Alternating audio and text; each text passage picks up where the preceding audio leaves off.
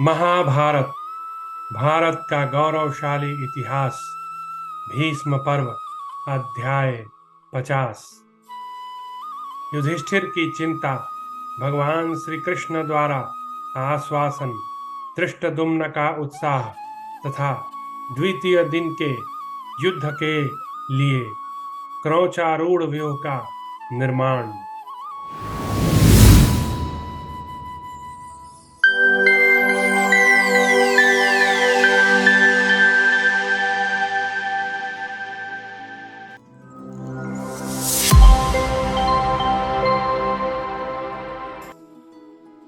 संजय कहते हैं, भरत श्रेष्ठ, प्रथम दिन के युद्ध में जब पांडव सेना हटा दी गई, भीष्म जी का युद्ध विषयक उत्साह बढ़ता ही गया और दुर्योधन हर्षातिरेक से उल्लसित हो उठा।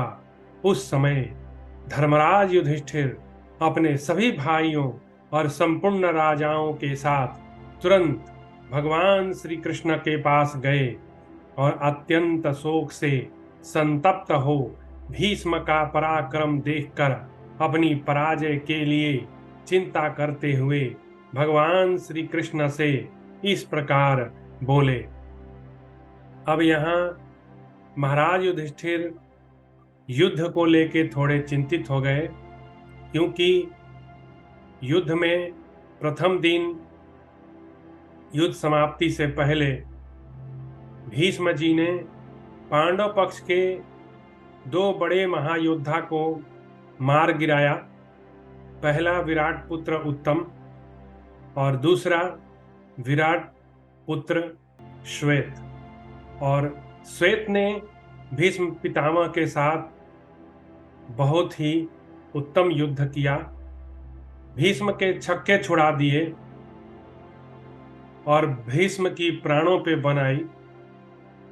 तब किसी भी तरह से भीष्म ने आकाशवाणी को आधार बना के परमाणु बम अर्थात ब्रह्मास्त्र के द्वारा श्वेत का वध किया।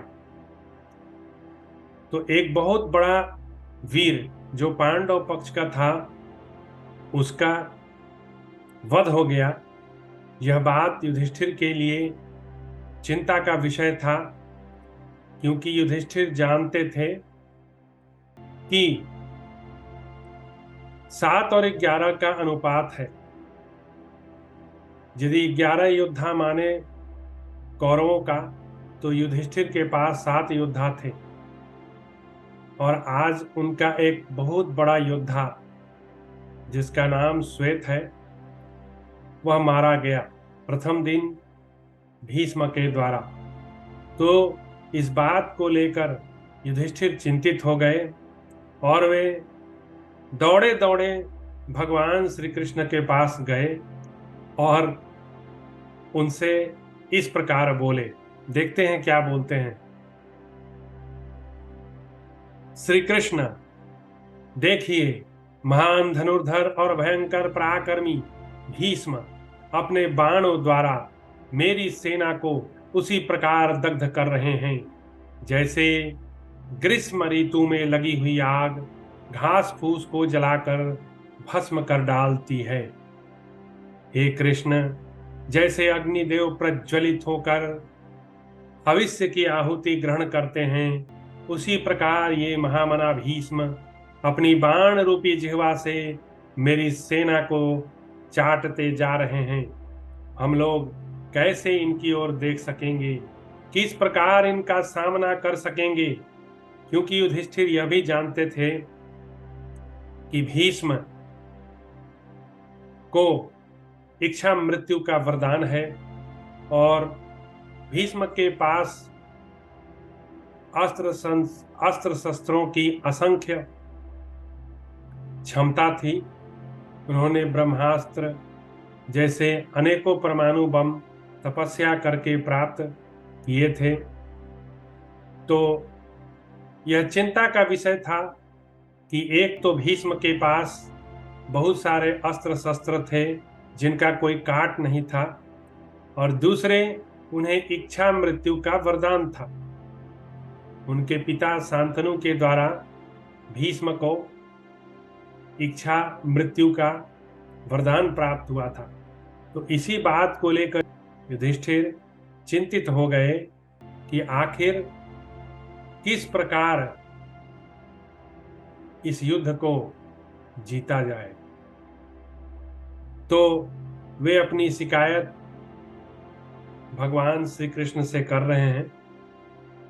हाथ में धनुष लिए इन महाबली पुरुष सिंह भीष्म को देखकर और समर भूमि में इनके बाणों से आहत होकर मेरी सेना भागने लगती है। क्रोध में भरे हुए यमराज, वज्रधारी इंद्र, पासधारी वरुण अथवा गदाधारी कुबेर भी कदाचित युद्ध में जीते जा सकते हैं, परंतु महातेजस्वी महाबली भीष्म को जीतना अशक्य है। हे केशव, ऐसी दशा में मैं तो अपनी बुद्धि की दुर्बलता के कारण भीष्म से टक्कर लेकर भीष्म रूपी अगाध जल राशि में नाव के बिना डूबा जा रहा हूं। हे वार्ष्णेय, अब मैं वन को चला जाऊंगा, वहीं जीवन बिताना मेरे लिए कल्याणकारी होगा। इन भूपालों को व्यर्थ ही भीष्म रूपी मृत्यु को सौंप देने में कोई भलाई नहीं है। अब यहाँ युधिष्ठिर इतने हतोत्साहित हो गए हैं कि वे श्री कृष्ण से कह रहे हैं कि अब मैं युद्ध नहीं करूंगा, अब मैं वन को चला जाऊंगा, क्योंकि मैं तो जहाज रहते हुए भी समुद्र में डूब रहा हूं। तो मेरे युद्ध करने का मतलब क्या है? मतलब जहाज तो भगवान श्री कृष्ण ही थे। तो श्री कृष्ण को ही इशारा करके युधिष्ठिर कह रहे हैं कि महाराज, आपके रहते हुए हम लोग डूब रहे हैं और आप देख रहे हैं तमाशा। तो बताइए, फिर मैं क्यों न वन को चला जाऊं, क्यों न मैं युद्ध का त्याग कर दूं। अतः हे श्री कृष्ण, अब मैं युद्ध नहीं करूंगा, अब मैं वन को चला जाऊंगा, क्योंकि आप मूक दर्शक बनकर सब कुछ देख रहे हैं और कर कुछ भी नहीं रहे हैं। देखिए, बात यह है कि सत्य जो है वह आपकी परीक्षा लेता है। सत्य हमेशा प्रारंभ में हारता हुआ दिखाई देता है, लेकिन बात ऐसी नहीं है। सत्य आपके धैर्य, आपकी वीरता, आपकी सहन शक्ति, आपके बुद्धि, बल, विवेक सबकी परीक्षा करता है। और शुरू में या प्रारंभ में हारता हुआ नजर जरूर आता है, परंतु वास्तव में सत्य कभी हारता नहीं, क्योंकि सत्य सत्य ही है और सत्य की ही स्थापना होती है। और ये दुनिया जो चल रही है वह भी सत्य के कारण ही चल रही है। जब तक सत्य है तभी तक संसार है। तो युधिष्ठिर को थोड़ा भ्रम हो गया, क्योंकि भीष्म पितामह बड़े योद्धा थे, इसमें कोई संशय की बात नहीं है। उनके पास बहुत सारे परमाणु अस्त्र थे, ब्रह्मास्त्र थे, इंद्रास्त्र थे, नारायण अस्त्र थे, बहुत सारे अस्त्र उन्होंने इकट्ठे कर रखे थे। तो इसलिए चूंकि युधिष्ठिर राजा थे और पांडव पक्ष की ओर से प्रतिनिधि थे और उसका नेतृत्व कर रहे थे, इसलिए उनको चिंतित होना यह स्वाभाविक ही है, इसमें कोई संदेह की बात नहीं है। तो देखते हैं आगे युधिष्ठिर भगवान श्री कृष्ण से फिर क्या कहते हैं। कहते हैं, वार्ष्णेय, अब मैं वन को चला जाऊंगा, वहीं जीवन बिताना मेरे लिए कल्याणकारी होगा। इन भूपालों को व्यर्थ ही भीष्म रूपी मृत्यु को सौंप देने में कोई भलाई नहीं है। वे कृष्ण से यह भी कर रहे हैं कि जानबूझकर आत्महत्या करना यह तो बुद्धिमानी की बात नहीं होगी। हम लोग तो भीष्म के आगे अपने सैनिकों को मरने के लिए ही छोड़ रहे हैं, तो इसलिए मैं उनका पाप अपने सर नहीं लूंगा। आगे कहते हैं श्री कृष्ण, भीष्म महान दिव्यास्त्रों के ज्ञाता हैं। अब देखिए, वही मैं बता रहा था आपको कि उनके पास बहुत सारे ब्रह्मास्त्र थे, तो इसी कारण से युधिष्ठिर चिंतित थे कि भीष्म के पास ऐसे ऐसे अस्त्र हैं जिसका कोई काट नहीं है। श्री कृष्ण महान दिव्यास्त्रों के ज्ञाता हैं। श्री कृष्ण भीष्म महान दिव्यास्त्रों के ज्ञाता हैं। वे मेरी सारी सेना का संहार कर डालेंगे। जैसे पतंगे मरने के लिए ही जलती आग में कूद पड़ते हैं, उसी प्रकार मेरे समस्त सैनिक अपने विनाश के लिए ही भीष्म के समीप जाते हैं। वार्ष्णेय राज्य के लिए पराक्रम करके मैं सब प्रकार से छीन होता जा रहा हूं। मेरे वीर भ्राता बाणों से पीड़ित होकर अत्यंत कृश होते जा रहे हैं। ये बंधुजनोचित सौहार्द के कारण मेरे लिए राज्य और सुख से वंचित हो दुख भोग रहे हैं। इस समय मैं इनके और अपने जीवन को ही बहुत अच्छा समझता हूं, क्योंकि अब जीवन भी दुर्लभ है।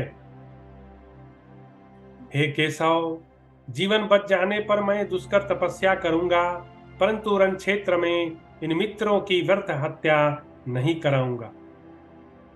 महाबली भीष्म अपने दिव्य अस्त्रों द्वारा मेरे पक्ष के श्रेष्ठ एवं महाप्रहार कुशल कई सहस्र रथियों का निरंतर संहार कर रहे हैं। माधव, शीघ्र बताइए क्या करने से मेरा हित होगा। सव्यसाची अर्जुन को तो मैं इस युद्ध में मध्यस्थ बड़ा ही उदासीन देख रहा हूं। अब यहां थोड़ी ध्यान देने वाली बात है कि पांडव पक्ष के सबसे बड़े योद्धा कौन थे? अर्जुन। और अर्जुन जो है बिल्कुल उदासीन नजर आ रहे थे, क्योंकि भगवान श्री कृष्ण ने गीता का पूरा संदेश उन्हें 18 अध्यायों में 700 श्लोकों में समझाया, और अर्जुन युद्ध के लिए भी खड़े हो गए और बोला कि आप जो कह रहे हैं मैं वही करूंगा। करिष्यसि वचनम तव, ऐसा बात जो है अर्जुन ने श्री कृष्ण से कहा। तो लेकिन वास्तविकता कुछ और थी। युधिष्ठिर को यह समझ आ रहा था कि अर्जुन तो बिल्कुल उदासीन है, ये तीव्रता से युद्ध नहीं कर रहे हैं। और देखिए, यही जो है हम लोग भूल करते हैं। शत्रु को कभी कमजोर नहीं समझना चाहिए। शत्रु के प्रति कोई भी ममता या दुर्बलता जैसा विवेक नहीं रखना चाहिए। शत्रु शत्रु होता है, सामने जो लड़ता है वह आपको मारने के लिए खड़ा है। लेकिन अर्जुन जो है, अभी भी उनको कहीं ना कहीं लग रहा था कि शायद इस युद्ध को टाला जा सकता है, थोड़ा बहुत खेल होके शायद कोई समझौता वगैरह हो जाए तो हम लोग इस युद्ध से अपने आप को बचा लेंगे और बहुत सारी हत्याएं नहीं होंगी। तो इस मामले में अर्जुन थोड़ा सा मतलब सही मार्ग पर नहीं चल रहे थे। उनको पूरी तीव्रता से अपने पूरे तेवर और युद्ध कौशल दिखाते हुए युद्ध करना चाहिए था, परंतु ऐसा वे नहीं कर रहे थे। अरे पांडव पक्ष में दो ही तो बड़े थे, वीर थे, एक भगवान श्री कृष्ण, दूसरा अर्जुन, तीसरा भीम। और भीम तो फिर भी अपनी गदा उदा चला रहे थे, लेकिन अर्जुन और भगवान श्री कृष्ण ये दोनों तो बिल्कुल क्या ही कर रहे थे पता नहीं। और श्री कृष्ण के तेवर, अर्जुन के तेवर इनके तेवर को देख के युधिष्ठिर को बड़ी चिंता हुई कि अरे, हमारे सेना के ये दो सेना नायक ये कर क्या रहे हैं? ये कुछ भी नहीं कर रहे हैं। भीष्म जो है गाजर मूली की तरह जो है हमारे योद्धाओं को मार रहे हैं और ये चुपचाप खड़ा होकर मूक दर्शक बन के देख रहे हैं।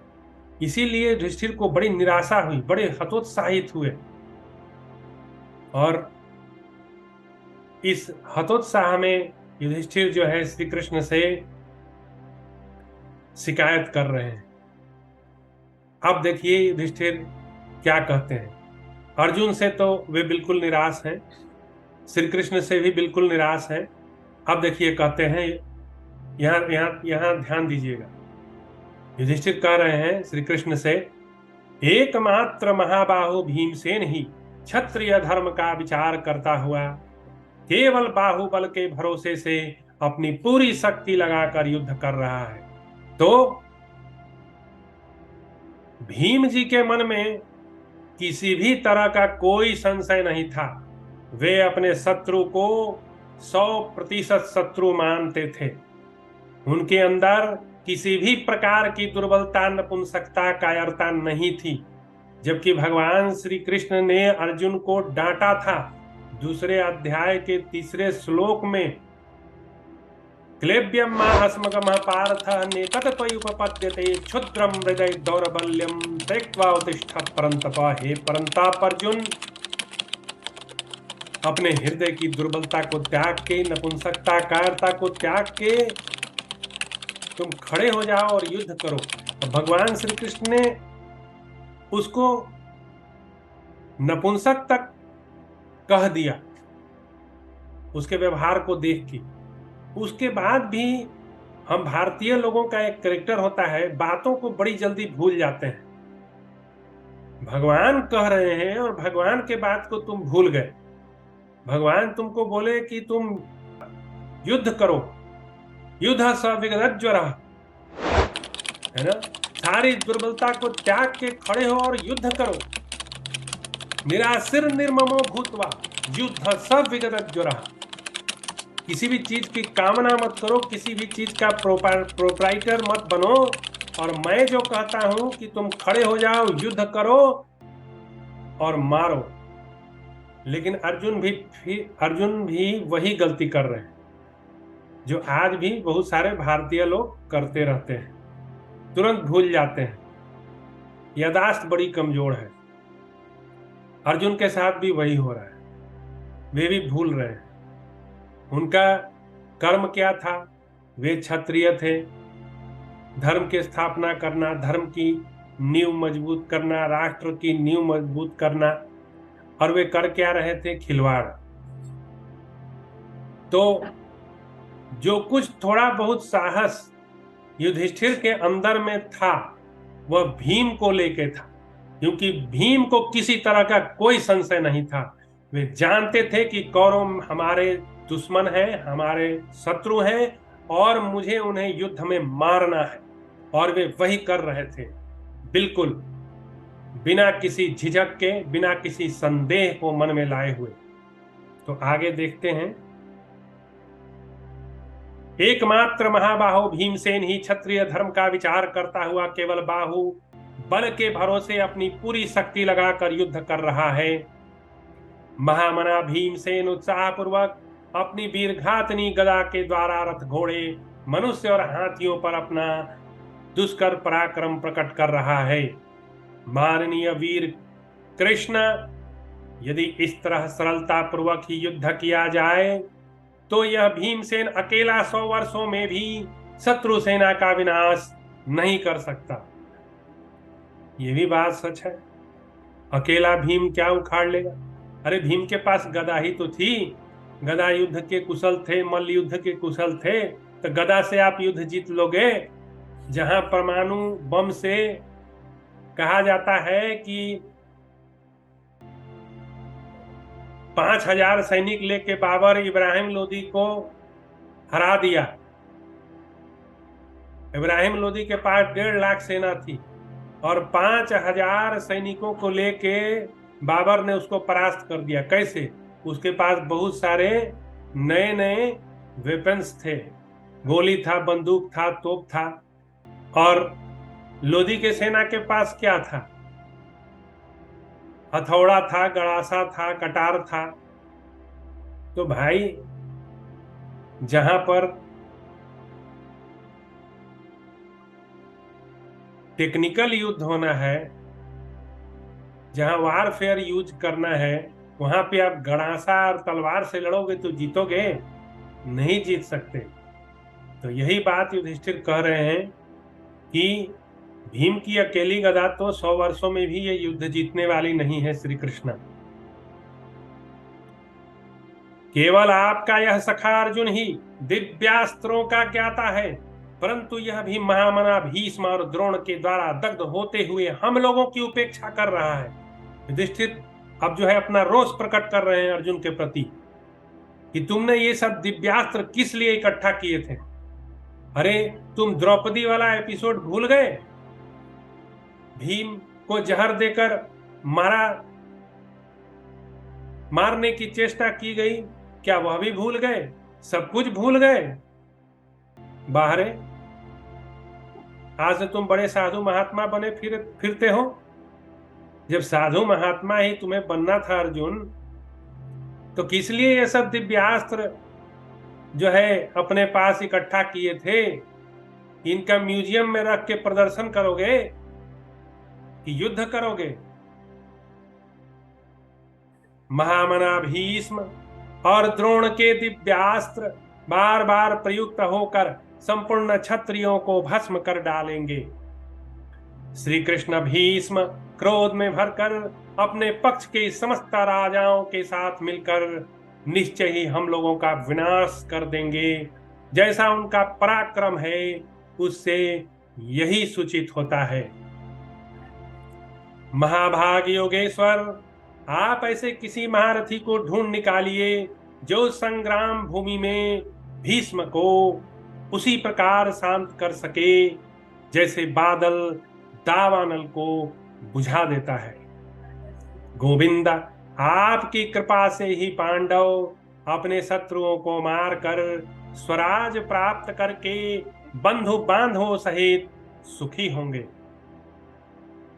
ऐसा कहकर महामना युधिष्ठिर शोक से व्याकुल चित्त हो बहुत देर तक मन को अंतर्मुख करके ध्यान मग्न होकर बैठे रहे। युधिष्ठिर को शोक से आतुर और दुख से व्यथित चित्त जानकर गोविंद ने समस्त पांडवों का हर्ष बढ़ाते हुए कहा, अब भगवान कृष्ण जो है बोलना शुरू किए।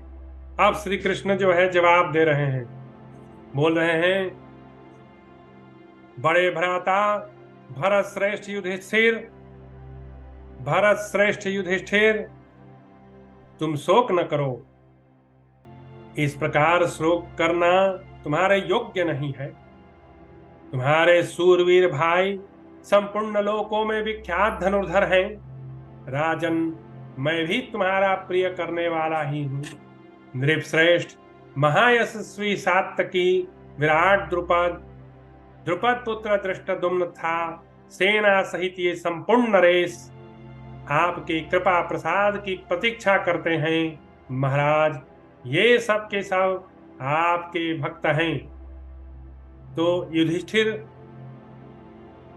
की दृष्टि तो सिर्फ अर्जुन पर और कृष्ण पर थी, बाकी सब योद्धाओं को तो वो भूल ही गए थे। तो कृष्ण ने याद दिलाया, युधिष्ठिर, घबराने की बात नहीं है। अरे, मैं कहीं गया थोड़े ही हूं, तुम्हारे साथ ही खड़ा हूं, क्योंकि जहां धर्म है वहीं विजय है और वहीं कृष्ण है। तो मैं तो अभी तुम्हारे पक्ष में ही खड़ा हूं, तो घबराते क्यों हो? घबराओ मत। ये द्रुपद पुत्रा महाबली धृष्टद्युम्न भी सदा आपका हित चाहने वाला है और आपके प्रिय साधन में तत्पर होकर ही इन्होंने प्रधान सेनापति का गुरुत्तर भार ग्रहण किया है। महाबाहो, निश्चय ही इन समस्त राजाओं के देखते देखते यह शिखंडी भीष्म का वध कर डालेगा, इसमें तनिक भी संदेह नहीं है। अब भगवान जो है युधिष्ठिर को संकेत दे रहे हैं कि जो विधि का विधान है उसी विधान के द्वारा निश्चित किए हुए ढंग से यह भीष्म मारा जाएगा, इसलिए आप घबराएं नहीं। यह सुनकर धर्मराज युधिष्ठिर ने भगवान श्री कृष्ण के सुनते ही उस सभा में महारथी धृष्टद्युम्न से कहा। युधिष्ठिर बोले, आदरणीय वीर धृष्टद्युम्न, मैं तुमसे जो कुछ कहता हूं उसे ध्यान देकर सुनो। मेरे कहे हुए वचनों का तुम्हें उल्लंघन नहीं करना चाहिए। तुम मेरे सेनापति हो, भगवान श्री कृष्ण के समान पराक्रमी हो। पुरुष रत्न, पूर्व काल में भगवान कार्तिकेय जिस प्रकार देवताओं के सेनापति हुए थे, उसी प्रकार तुम भी पांडवों के सेना नायक हो जाओ। युधिष्ठिर का यह कथन सुनकर समस्त पांडव और महारथी भूपालगण सब के सब साधु साधु कहकर उनके इन वचनों की सराहना करने लगे। तत्पश्चात राजा युधिष्ठिर ने पुनः महाबली धृष्टद्युम्न से कहा, पुरुष सिंह, तुम पराक्रम करके कौरवों का नाश करो। मारीश, नरश्रेष्ठ, मैं भीमसेन, श्री कृष्ण, माद्री कुमार नकुल, सहदेव, द्रौपदी के 5 पुत्र था, अन्य प्रधान प्रधान भूपाल कवच धारण करके तुम्हारे पीछे पीछे चलेंगे। एक चीज यहां पर और ध्यान देने की है, किसी भी तरह का युद्ध हो, कोई अकेला नहीं जीत सकता। युधिष्ठिर तो पूरे पांडव पक्ष के नेता थे, सेना नायक थे, लेकिन वे भी दुर्बल पड़ गए। लेकिन उन्हें कहां से हिम्मत मिली? भगवान श्री कृष्ण के द्वारा। और जैसे ही हिम्मत मिली वे फिर खड़े हो गए। इसीलिए कहा जाता है ना, 1+1 गिनती में भले ही 2 होता है, लेकिन ताकत में जो है वह 11 के बराबर होता है। ये बिल्कुल सही बात है। अकेला कोई भी युद्ध नहीं जीत सकता, उसके पीछे कोई ना कोई एक बैकअप वाला मित्र सुहृद होना ही चाहिए। क्योंकि मनुष्य है, भगवान थोड़े ही है, कभी न कभी दुर्बल पड़ ही जाता है, लेकिन उसकी दुर्बलता को निकालने का कार्य उसका सच्चा सखा, सच्चा मित्र करता है। तो पुरुष सिंह, तुम पराक्रम करके कौरवों का नाश करो। तब धृष्टद्युम्न ने सबका हर्ष बढ़ाते हुए कहा, पार्थ, मुझे भगवान शंकर ने पहले से ही द्रोणाचार्य का काल बनाकर उत्पन्न किया है। पृथ्वीपते, आज समरांगण में मैं भीष्म, कृपाचार्य, द्रोणाचार्य, शल्यथा, जयद्रथ, इन समस्त अभिमानी योद्धाओं का सामना करूंगा। यह सुनकर युद्ध के लिए उन्मत्त रहने वाले महान धनुर्धर पांडवों ने उच्च स्वर में सिंहनाद किया तथा शत्रुसूदन श्रेष्ठ दृष्ट द्रुपद पुत्र धृष्टद्युम्न के इस प्रकार युद्ध के लिए उद्यत होने पर कुंती कुमार युधिष्ठिर ने सेनापति द्रुपद कुमार से पुनः इस प्रकार कहा, सेनापते, क्रौचारूण नामक व्यूह समस्त शत्रुओं का संहार करने वाला है, जिसे बृहस्पति ने देवासुर संग्राम के समय इंद्र को बताया था। शत्रु सेना का विनाश करने वाले उस क्रौचारूण व्यूह का तुम यथावत रूप से निर्माण करो। आज समस्त राजा कौरवों के साथ उस अदृष्टपूर्ण व्यूह को अपनी आंखों से देखें। जैसे वज्रधारी इंद्र भगवान विष्णु से कुछ कहते हो, उसी प्रकार नरदेव युधिष्ठिर ने पूर्वोक्त बात कहने पर व्यूह रचना में कुशल धृष्टद्युम्न ने बृहस्पति की बताई हुई विधि से प्रातः काल ही समस्त सेनाओं का व्यूह निर्माण किया। उन्होंने सबसे आगे अर्जुन को खड़ा किया। उनका अद्भुत एवं मनोरम ध्वज सूर्य के पथ में ऊंचे आकाश में फहरा रहा था। इंद्र के आदेश से साक्षात विश्वकर्मा ने उसका निर्माण किया था। इंद्रधनुष के रंग की पताकाएं उस ध्वज की शोभा बढ़ाती थी। वह ध्वज आकाश में आकाशचारी पक्षी की भांति बिना आधार के ही चलता था। वह दूर से गंधर्व नगर के समान जान पड़ता था। आर्य रथ के मार्ग पर अर्जुन का वह ध्वज नृत्य करता सा प्रतीत होता था। उस रत्न युक्त ध्वज से अर्जुन की और गांडीवधारी अर्जुन से उस ध्वज की बड़ी शोभा होती थी। ठीक उसी तरह जैसे मेरु पर्वत से सूर्य की और सूर्य से मेरु पर्वत की होती है। राजन, अपनी विशाल सेना के साथ राजा द्रुपद उस व्यूह के सिरे के स्थान थे। कुंती भोज और दृष्टा क्रेतु ये दोनों नरेश नेत्रों के स्थान पर प्रतिष्ठित हुए।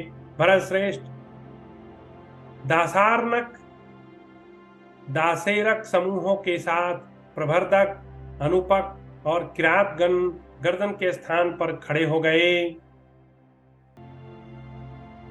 सटचर, पौंड्र, पौरव तथा निषादों के साथ स्वयं राजा युधिष्ठिर पृष्ठभाग में स्थित हुए। भीमसेन और धृष्टद्युम्न क्रौच पक्षी के दोनों पंखों के स्थान पर नियुक्त किए गए। राजन, द्रौपदी के पुत्र अभिमन्यु महारथी सात्यकी के साथ पिशाच, दारद, पुंड्र, कुंडीविष, मारुत-धेनुक, तंगण प्रतंगण, बहलीक, तित्तिर, चोल तथा पांड्य इन जनपदों के लोग दाहिने पंख का आश्रय लेकर खड़े हुए। अग्निवेश्य, कुंड, मालव, दानभारी, सबर, उद्भस, वत्स तथा नकुल जनपदों के साथ दोनों भाई नकुल और सहदेव बाएं पंख का आश्रय लिया। यह जो भी संरचना यहाँ बताई जा रही है वह एक पक्षी के शरीर का आकार है, इसे क्रौच पक्षी बोलते हैं, इसीलिए इसे क्रौच नाम दिया गया है। उस क्रौच पक्षी के पंख भाग में 10,000, सिरोभाग में 1,00,000, पृष्ठभाग में 1 अर्बुद, 20,000 तथा ग्रीवा भाग में 1,72,000 रथ मौजूद थे। राजन, पक्ष, कोटि, प्रपक्ष तथा प्रशांत भागों में चलते फिरते पर्वतों के समान हाथियों के झुंड चले। वे सब के सब सेनाओं से घिरे थे। राजा विराट कई राजकुमारों के साथ उस व्यूह के जघन कटी के अग्रभाग की रक्षा करते थे। काशीराज और सैव्य भी 30,000 रथियों के साथ उसी की रक्षा में तत्पर थे। इस प्रकार पांडव क्रौचारूण नामक महाव्यूह की रचना करके सूर्योदय की प्रतीक्षा करते हुए युद्ध के लिए कवच आदि से सुसज्जित हो खड़े हो गए। उनके हाथियों और रथों के ऊपर सूर्य के समान प्रकाशमान निर्मल एवं महान श्वेत छत्र शोभा पा रहे थे। अब यहाँ पर वह क्रौचारूण जो बनाया गया उसकी सैनिकों की कितनी संख्या थी इसकी गणना यहाँ पे की हुई है। और यहाँ बताया गया है कि क्रौच पक्षी के जो पंख वाले भाग थे उसमें 10,000 सैनिक थे और जो उसके सिर का भाग था वहां पर 1,00,000 सैनिक थे। उसका जो 2 पंख था वहां 10,000, सिर के भाग पर 1,00,000 सैनिक और उसका जो पिछला भाग था वहां पर 1 अर्बुद। 1 अर्बुद का मतलब होता है 10 करोड़। उसका जो पूंछ वाला भाग था पक्षी का वहां पर 10 करोड़ थे, 10,20,000 और उसका जो गर्दन वाला भाग था वहां पर 1,70,000 रथ मौजूद थे। तो इतना बड़ा व्यूह का रचना किया गया जिसमें पंख के पास वाले भाग पे 10,000, सिर वाले भाग पर 1,00,000, पृष्ठ वाले भाग पर 10 करोड़ और जो उसका गर्दन था वहां पर 1,70,000 रथ मौजूद थे। तो सोचिए, ये सब मिला के कम से कम 10 करोड़ 20 लाख, 10 करोड़ 15 लाख तो हो ही गए सब मिला के। तो इतना बड़ा व्यूह तैयार किया गया। और हम आगे फिर देखेंगे कि इस व्यूह के द्वारा पांडव लोग किस तरह से युद्ध को आगे ले चलते हैं। इस प्रकार श्री महाभारत भीष्म पर्व के अंतर्गत भीष्म वध पर्व में क्रौंच व्यूह निर्माण विषयक 50वां अध्याय पूरा हुआ।